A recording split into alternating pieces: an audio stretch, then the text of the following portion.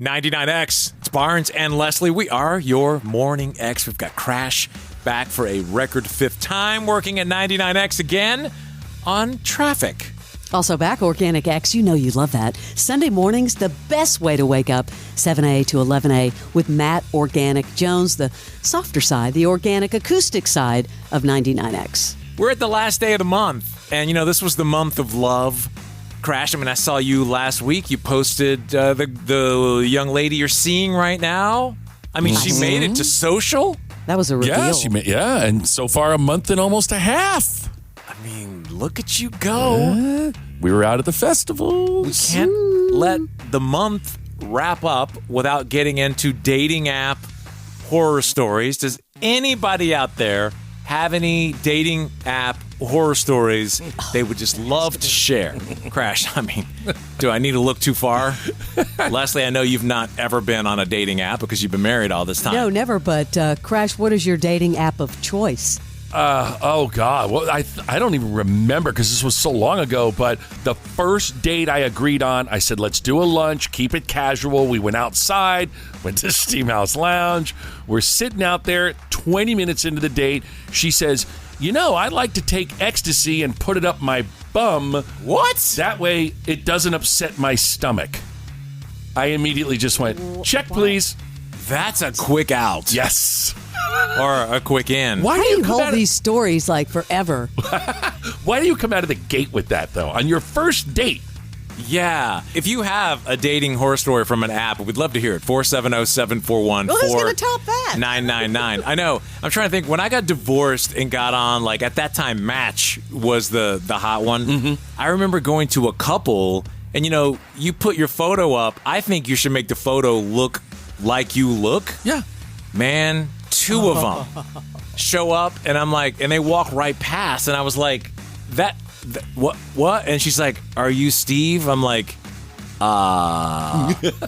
and looked 20 years older than the photos were on Match. Yeah, where they use their high school photo or yeah, the photo when they're in 20s. Or they just use a filter. I had the exact same thing. This chick was smoking hot, blonde, everything. When I met her, it was like I was dating my mom. It was like, holy God, what happened? What's the logic you think that someone's using when they use a picture that is so outdated that it doesn't look like them? To entice you immediately. Mm-hmm. Guys do it all the time too, and then all of a sudden they're bald or they've gained 50 pounds. But you get the fish in the boat, and then you're not able to fillet it.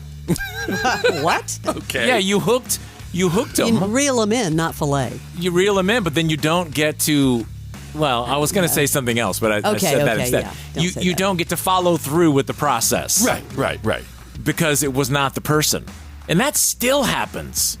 You said, Leslie, with guys, look, if you've put on weight, that's okay, but don't you feel like you're misrepresenting? Yes, you are. Even your possibility by not being who you say you are? It's deeper than that. It's a lie. Yeah, my profile always said I'm a big dude with a big heart, love to drink my beer. And one date that I went on, I pulled out a beer koozie, and this girl goes, are you friggin' serious? And I got up from the bar and left.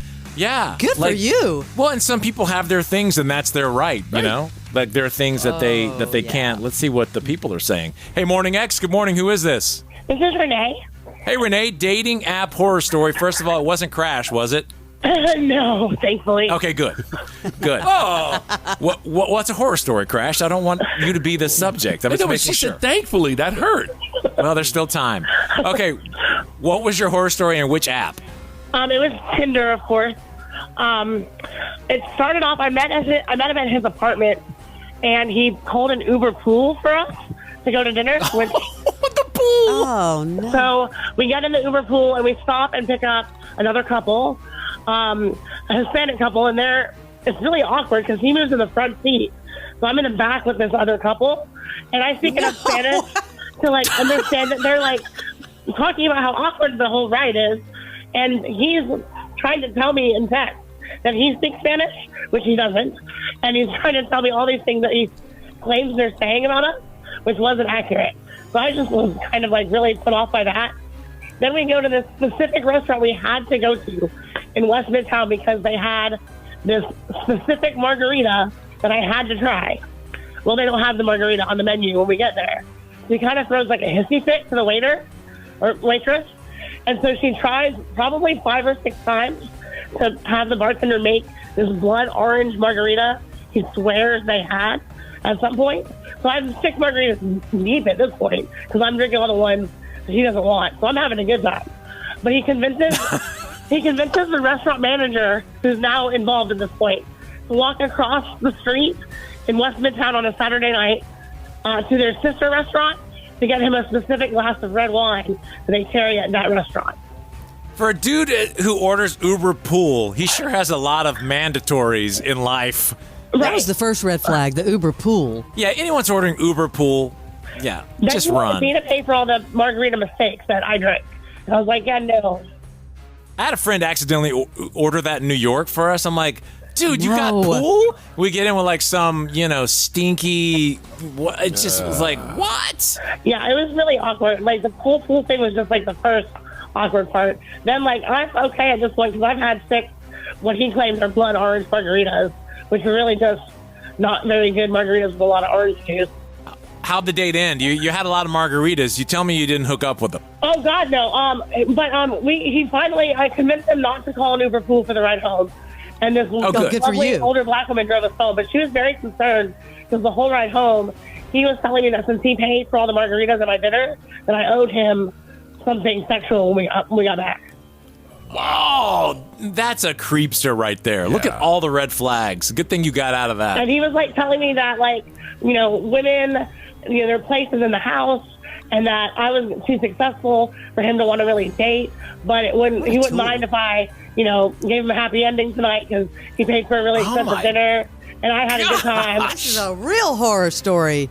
It was so bad that the Uber driver followed me home when I got to my car. She followed me all the way back to downtown Atlanta from Smyrna because she was afraid that I was going to follow me. He was so creepy. So creepy. You've almost got a movie set up there. Thank you for that story. That's crazy. Appreciate you sharing. And that's probably nice and like the worst one. I had a guy actually at the end of a normal date take me to his house and introduce me to his wife and kids. What? So I don't. Are you still dating? Yeah. No, I actually have a great boyfriend who's an amazing chef. He's actually out of the country right now, opening a restaurant in St. Thomas. But no, I found him thankfully. Man, you've seen it all. Thank you very much and appreciate you listening to The Morning X. Of course, I have been since I was probably too young to be listening. Awesome. All right, well, thank you very much. All right. Have a great one. Bye. Damn, that was an action-packed story of stuff. Wow. Hey, Morning X, good morning. Hey, who's this? This is Christine. Hey, Christine, tell us your dating app horror story. Okay, mine goes way back in the days when we used to have telepersonals, which was before the app. Wow. Yeah. Actually, 99X had one. And I remember that. Yeah. Yes. You would read a description, then you would call in and listen to their message, and if you liked it, you leave them a message. So I had met a guy. Obviously, if he was on the 99X, I knew he had good musical taste, right? So he came off that he was a rocker, and like he had his chest piercings. I don't know if I could say the word on the air. So I was very excited to meet him, and he catfished me before catfishing was even a thing. In what way? Well, he wasn't what he delivered at all. Like, I met him, I was working at CNN at the time, so I could only go out, like, at 1 o'clock in the morning on, like, Friday and Saturday night. So I met him at our Thomas. Yikes. Yeah. And he gave me rock and roll hair on the phone. He gave me everything. He was this scrawny, short guy, and it was such a nightmare. And I said, well, can I see your piercings? Because I was very interested in them. And he said, no, they're very personal. So that was kind of the end of the date. And another guy I met described himself as James Spader, and when I met him, he looked like James Spader's building super. So it was not having an image was it was really hard. It was very hard to date with the telepersonals. So those were kind of my horror stories with that. So many people do the lie, and they just think that they're winning by getting the date.